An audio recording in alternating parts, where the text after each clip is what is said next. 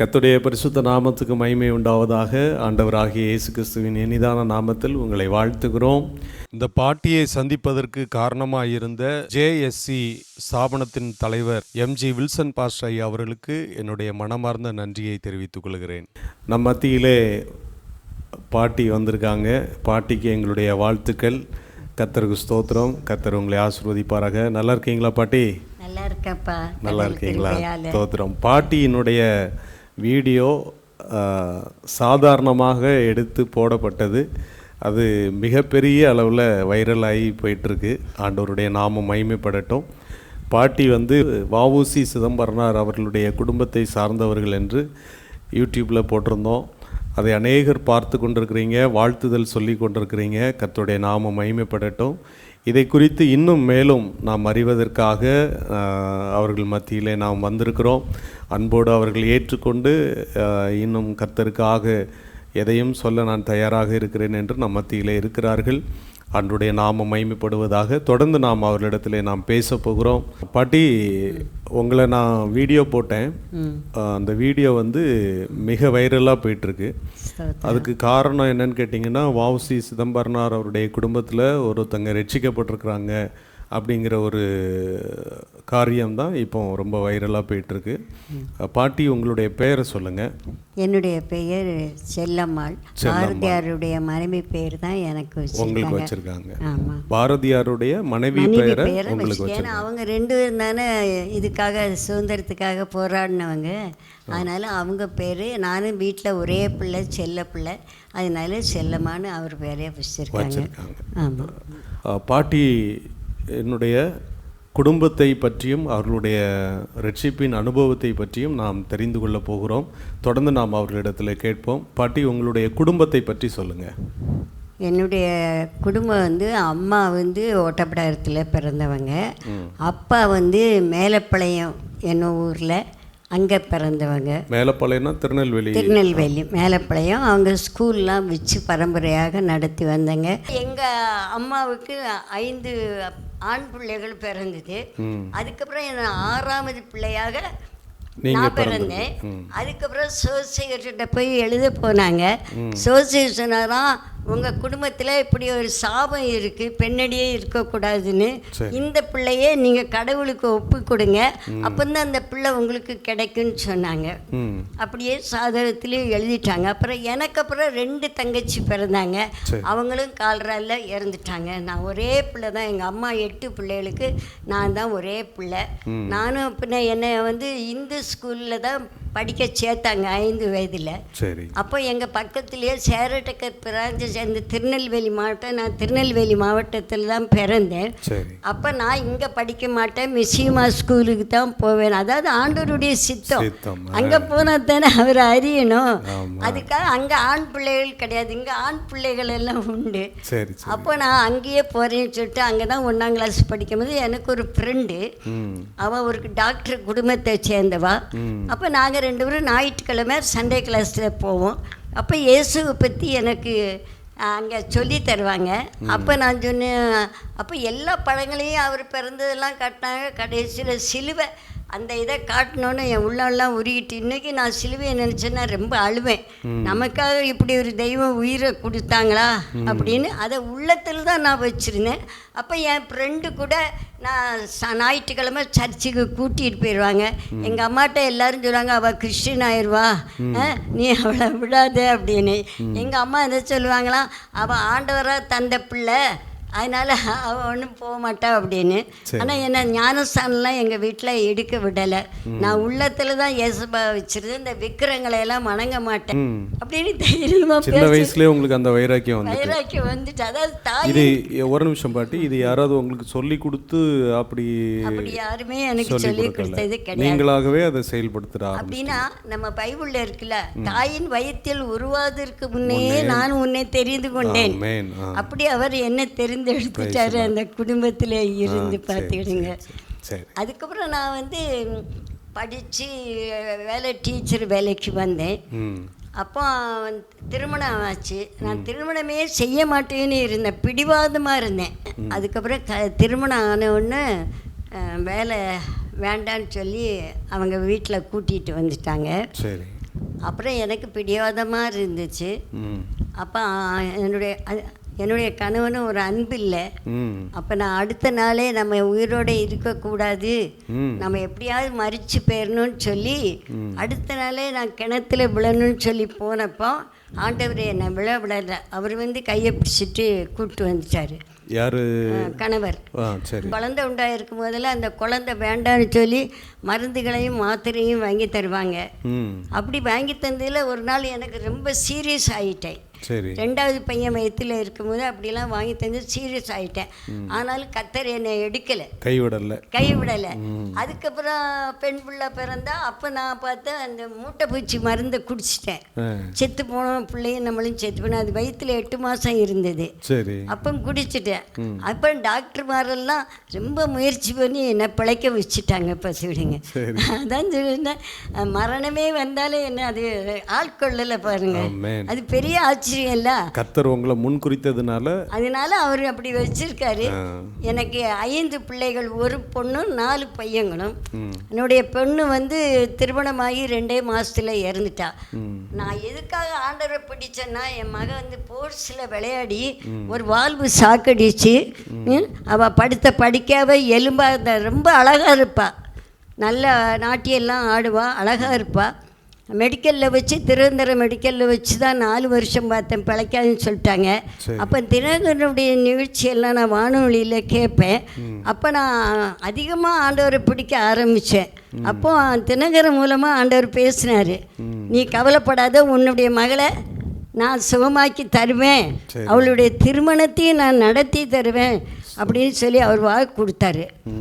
அந்த வாக்கின்படி அவளுக்கு 81ல் நம்ம சித்ரா ஆஸ்பத்திரியில் அவளுக்கு ஆப்ரேஷன் நடந்துச்சு. அந்த ஆப்ரேஷனில் நல்ல சக்ஸஸ் ஆகி அங்கே ஃப்ரீயாகவே பார்த்தாங்க அவளை. அதுக்கப்புறம் அவளுக்கு அவள் மெச்சூர்ட் ஆகலை 20 வயசு வரைக்கும். ஆப்ரேஷன் பண்ண 6ஆம் மாதத்துலேயே அவள் மெச்சூர்ட் ஆகிட்டா. அதுக்கப்புறம் அவளுக்கு திருமணம் செய்யணும்னு சொல்லி மதுரையில் உள்ள ரயில்வே மாப்பிள்ளைக்கு தான் நாங்கள் கல்யாணம் பண்ணி கொடுத்தோம். அப்புறம் 4 பையங்க. மூத்த பையன் நான் கிறிஸ்டின் ஆகிட்டேன்னு சொல்லி அவன் வந்து என்ன சொல்லிட்டான்னா, நான் உங்களை கொலை பண்ணுவேன், என் ஏசப்பா ஏற்றிக்கிட்டேன்னு சொல்லி அவனுக்காக ஒளிஞ்சு நான் ஊழியங்களை பார்த்துக்கிட்டு இருந்தேன். இந்த மாவட்டத்துக்கு வேலைக்கு வந்தேன், கன்னியாகுமரி மாவட்டத்துக்கு. இங்கே வந்து 63லே வேலைக்கு வந்தேன். நானும் என் பிள்ளைய மாத்திரம் வீட்டில் இருந்தோம். அப்புறம் அங்கே இருந்து தான் நான் வந்து சிபிஎம்மில் ஒருத்தங்க என்னை கூட்டிகிட்டு போனாங்க. எனக்கு சிபிஎம்னா பிடிக்கவே செய்ய. நான் சிஎஸ்சிக்கு போனது, பெந்தைக்கோஸ் சபைனா பிடிக்காது. அப்போ சிபிஎம் சபைக்கு ஞாயிற்றுக்கிழமை போனேன். அங்கே போனோடனே ஆண்டவர் ஒரு சகோதரி மூலமாக பேசினார், நீ இன்னைக்கு தான் வந்திருக்க, நீ ஆண்டவருக்கு உடனே ஒப்பு கொடு, நான் உன்னை ஆசீர்வதிப்பேன்னாரு. அப்போ நான் சொன்னேன், எப்பா நமக்கு ஒரு பொண்ணு இருக்கிறா, அப்போ நான் கிறிஸ்டினில் சேர்ந்தால் பெண்ணை கல்யாணம் வைக்க மாட்டாங்களே, அதனால நான் வந்து இயேசுவை ஏற்றுக்கொள்ள மாட்டேன்னு. அப்போ திரும்பவும் ஆண்டவர் ஒரு சகோதரி மூலம் பேசுகிறேன், இன்று ஒப்புக்கொடு, உன் மகளுடைய திருமணத்தை நான் நடத்தி கொடுப்பேன்னு சொன்னார். அதே மாதிரி தான் அவருடைய திருமணத்தையும் ஆண்டவர் நடத்தி கொடுத்தாரு. இந்த கமெண்டில் எப்படி கேட்டிருக்காங்க அப்படின்னா, இந்த அம்மா வந்து வஉசி குடும்பத்தில் வந்து பிறக்கலை, இவங்க பொய் சொல்கிறாங்க, இந்த குடும்பத்திலேருந்து இவங்க பிறக்கலை, இவங்க மதம் மாற்றுவதற்காக இந்த வேலை செய்கிறாங்க அப்படின்னு சொல்லியிருக்கிறாங்க. அதை கமெண்ட் பண்ணியிருக்கிறாங்க. அன்புக்குரியவர்களே, அவங்க வஉசி குடும்பத்தில் பிறந்திருந்து அவங்க இயேசுவை அறிந்திருக்கிறாங்க.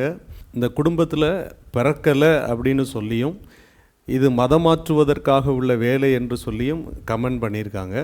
இப்போ அந்த பாட்டி நம்ம மத்தியில் இருக்கிறாங்க, அவங்க தன்னுடைய குடும்பத்தினுடைய காரியத்தை சொல்லியிருக்கிறாங்க. நீங்கள் பொய் சொல்லல பாட்டி, உண்மையை தானே சொல்லியிருக்கிறீங்க, உண்மையை தான் சொல்லியிருக்கிறாங்க. இதுக்கு மேலே இன்னும் சந்தேகம் உங்களுக்கு இருக்குது அப்படின்னு சொன்னால், நம்ம அறிவியல் பூர்வமாக டிஎன்ஏ சோதனையெல்லாம் எடுக்கணுன்னாலும் அவங்க ரெடியாக இருக்காங்க. ஏன்னா கிறிஸ்துவுக்காக அவங்க எதையும் செய்ய ஆயத்தமாக, மரிக்கவும் தயாராக இருக்கிறாங்க. ஆமென், கிறிஸ்துவுக்காக மரிக்கவும் அவர்கள் தயாராக இருக்கிறாங்க. அதனால் இதை குறித்து கவலைப்பட மாட்டாங்க. கமெண்டில் இன்னொரு வார்த்தையும் கேட்டிருக்கிறாங்க, அதாவது வஉசி பெயரை சொல்லி இவங்க வந்து மதம் மாற்றுகிறார்கள் அவர் பேரை வச்சு அவருடைய புகழை கெடுப்பதற்காக உள்ள காரியத்தை செய்கிறார்கள் அப்படின்னு சொல்லியிருக்கிறாங்க. பாட்டி வந்து 5ஆப்பு படிக்கும் போதே இருந்து ஆண்டவருக்காக 1ஆம் கிளாஸ்லேருந்தே அவங்க ஆண்டவருக்காக தீவிரமாக செயல்படுகிற இருதயத்தை ஆண்டவர் அவங்களுக்கு கொடுத்துருக்கிறார். உங்களை யாராவது கட்டாயப்படுத்தி இல்லை மனம்தான் மாறினேன், அவங்க மனம்தான் மாறி இருக்க தவிர யாரும் அவங்கள கட்டாயப்படுத்தலை. நிறைய பேர் இப்போ மத மாற்றத்தை கட்டாயமாக அவங்க பண்ணுறாங்க அப்படின்னு சொல்லி நிறைய பேர் கமெண்ட் பண்ணுற காரியங்கள் இருக்குது. நிறைய இடத்துல பிரச்சனைகள் செய்யக்கூடிய சம்பவங்களை எல்லாம் நாம் பார்த்து கொண்டிருக்கிறோம். இது கட்டாயமாக யாரும் யாரையுமே மாற்ற முடியாது. ஒரு ஊர்லேருந்து இப்போ சென்னை பட்டணத்துக்கு போனோம் அப்படின்னு இருக்கிற நபரை இல்லை நீ கன்னியாகுமரிக்கு வா அப்படின்னு சொல்லி அந்த நபரை திருப்ப முடியாது. வேலைக்காக அவன் பிழைப்புக்காக போகிற மனுஷனுடைய மனதை மாற்ற முடியாது. அவனுக்கு எவ்வளோ பணம் நான் கொடுக்குறேன் அப்படின்னு சொன்னாலும் அவன் யோசித்து தான் நம்ம கூட வருவான், சும்மா வரமாட்டான் இன்றைக்குள்ள சூழ்நிலைக்கு. அப்போ மதம் என்பது இது எல்லாத்தையும் சொல்லி உடனே மாற்றக்கூடிய வேலைகள் அல்ல. இதை நிறைய பேர் தவறாக இதை புரிந்து கொண்டிருக்கிறாங்க. பாட்டி வந்து அவங்களுடைய குடும்ப காரியங்கள், அவங்களுடைய செயல்கள் எல்லாம் இன்றைக்கும் அவர்கள் நினைவு வைத்திருக்கிறாங்க. 90 வயது ஆனாலும் எல்லா காரியங்களையும் அவர்கள் மனதில் வைத்திருக்கிறாங்க. ஆண்டவர் ரெட்ஷிப்பினுடைய வழிகள் உலகம் முழுக்க கொண்டு போங்கன்னு சொல்லி ஆண்டவருக்காக இவங்க இன்னும் அதிகமாக உலகம் முழுவதும் பயணம் பண்ணிக்கிட்டு தான் இருக்காங்க. விமானத்தில் போயிருக்காங்க, கப்பலில் போயிருக்காங்க. இன்னும் அடுத்தும் ஆண்டவருடைய நாமத்தினால அக்டோபர் மாதத்தில் மலேசியா போக போகிறாங்க. இப்படி ஆண்டவருக்காக அவர்கள் தொண்டு செய்கிறவர்களாய் மாறி இருக்கிறார்கள். ஆண்களை போன்ற காலிகளை தந்திருக்கிறாங்க. தமிழ்நாடு முழுக்க பரதநாட்டியம் ஆடி புகழ் பெற்றிருக்கேன். ஆமாம், அது நீங்கள் ஏற்கனவே நம்ம வீடியோவில் சொல்லியிருக்கீங்க. அதாவது வஉசி ஐயாவனுடைய பெயரை வைத்து மதம் மாற்ற வேண்டிய அவசியம் எங்களுக்கு இல்லை.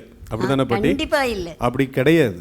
அதாவது வஉசி ஐயாவனுடைய புகழ் வந்து அது வேற லெவலில் இருக்குது. இந்தியாவினுடைய காரியங்கள் இயேசுநாதருக்கு வஉசி ஐயாவை பேரை சொல்லி தான் இயேசுநாதரை அறிவிக்கணும், இயேசுநாதரை ஆராதிக்கணுங்கிற அவசியம் இயேசுவுக்கு இல்லை. அதனால் நீங்கள் தவறாய் புரிந்து கொள்ள, கருவியில் உருவாவதற்கு முன்பாகவே அவர் தெரிந்து கொண்டார். அதனால் நீங்கள் இதை தவறாய் புரிந்து கொள்ள வேண்டாம். வஉசி ஐயாவை வைத்து நாங்கள் அவர் புகழை கெடுக்கும் வண்ணமாக இல்லது அவரை வைத்து இயேசுவை குறித்து பேசுகிறார்கள், அப்படியெல்லாம் நீங்கள் சம்பந்தப்படுத்த வேண்டிய அவசியம் இல்லை. ஆண்டவருக்கு அப்படி ஒரு நபர் மூலமாக தான் சொல்லணும், ஃபேமஸானவங்களை வச்சு தான் என் பேரை அவங்க அறிவிக்கணும்னு ஆண்டவரும் விரும்பவில்லை. ஏன்னா ஆண்டவர் எப்போவுமே தனித்தன்மை வாய்ந்தவர், அவருக்குன்னு தனி ஒரு மதிப்பு மரியாதைகள் இருக்குது. அதனால் நீங்கள் தவறாய் புரிந்து கொள்ள வேண்டாம்.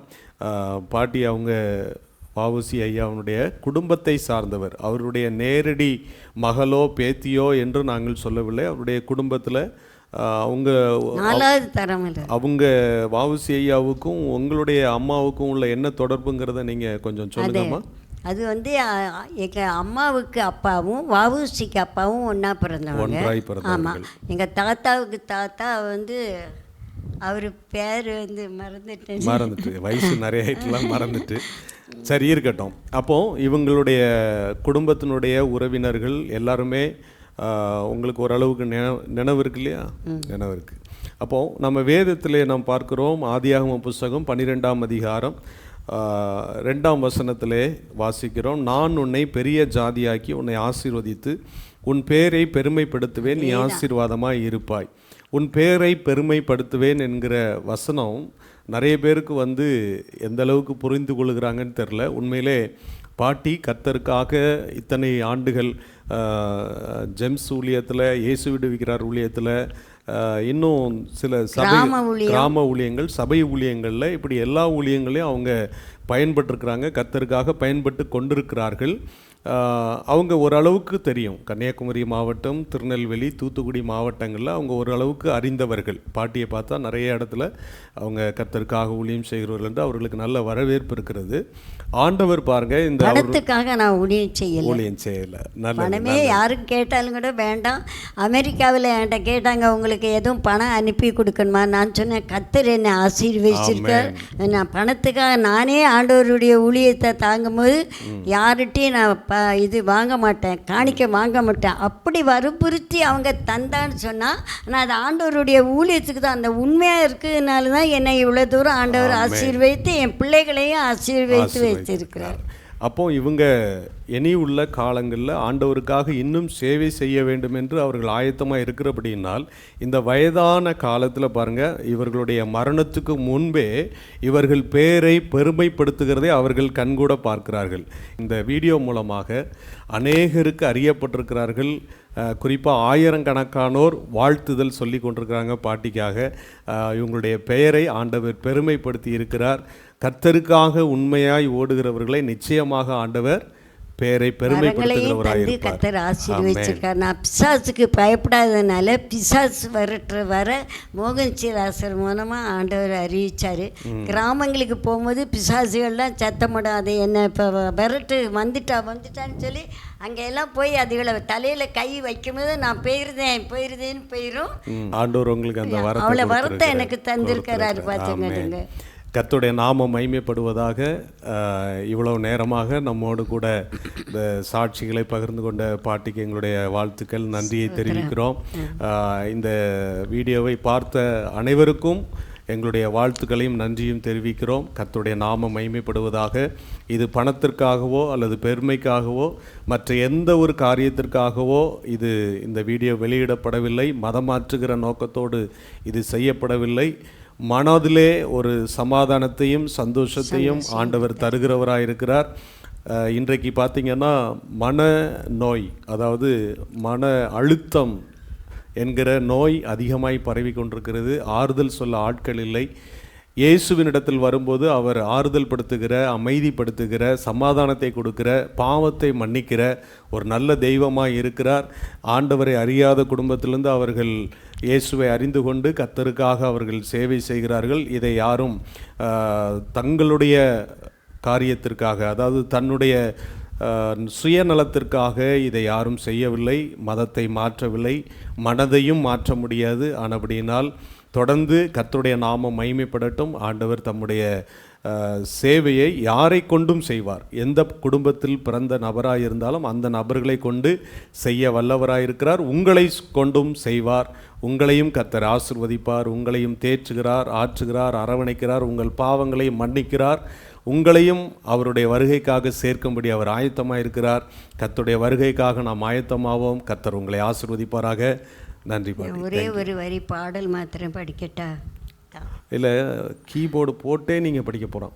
அப்படியா? ஆமாம் ஆமாம். ஓ, அது படிக்கணும். சும்மா படித்தா நல்லா இருக்காது. இங்கே மட்டும் இல்லைனா எங்கோ நான் சென்றிருப்பேன், எப்படியும் வாழ்ந்திருப்பேன், மண்ணுக்குள்ளே போயிருப்பேன், மறந்தே போயிருப்பார், மறந்தே போயிருப்பார்.